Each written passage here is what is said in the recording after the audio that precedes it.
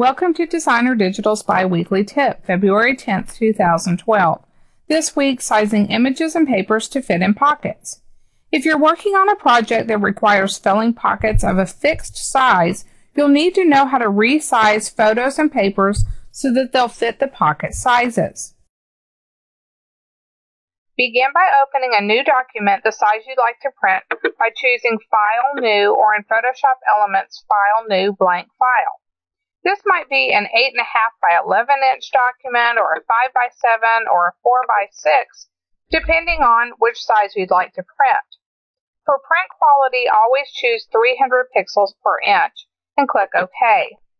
Next, press Ctrl-O or on a Mac system Command-O to open a photo you'd like to resize. Browse your computer through the look-in box here to find the photos, and then select the photos you want to use and click Open.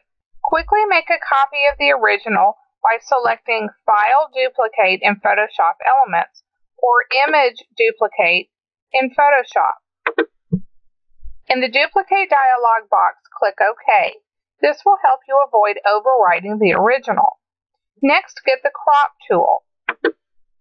In the Options bar across the top of the editing window, type in your new dimensions. For example, if you're creating a 3 by 4 inch insert, you'll type a width of 3 inches and a height of 4 inches at a resolution of 300 pixels per inch. Now move the cursor down onto your photo and click while you drag out a rectangle that encompasses the portion of the photo that you'd like to use. When you're satisfied, click the check mark. This confirms the crop. Now get the Move tool and drag the photo onto your new blank document if you're using printed photos. If you're using a digital template with pockets, drag the image to the pocket instead. To see both documents and elements at once, select Edit Preferences General and tick Allow Floating Documents in Full Edit Mode. Click OK and then select Window Float All in Windows. In Photoshop, you'll simply choose Window, Arrange, Float All in Windows. You can use the title bars to drag the windows side by side, and then use the Move tool to drag your photo onto the new document. Repeat the same steps with digital papers to make a patterned paper insert instead of a photo insert. You can drag frames or overlays to the top of your photos before printing.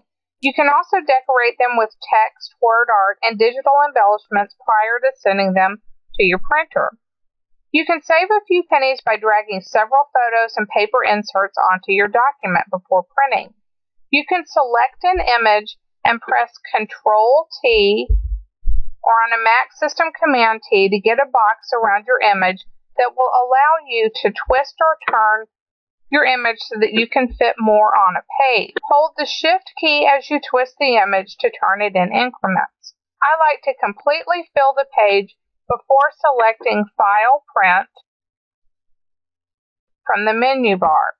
In the Print dialog, you can adjust your print settings before sending the page to your printer. To send the page to be printed at a store instead, select File, Save As, and change the format here to JPEG. Give the image a new name here, and then click Save. This image can be uploaded or moved to a flash drive or card to take it to a store. Here's a good idea. An easy way to print the popular 4 by 3 inch size is to create a 4 by 6 inch document. Crop 2 images and drag them side by side onto the 4 by 6 inch page. Print the image and then cut it in half. To make the popular 3.5 by 5 inch size, create a 5 by 7 inch document.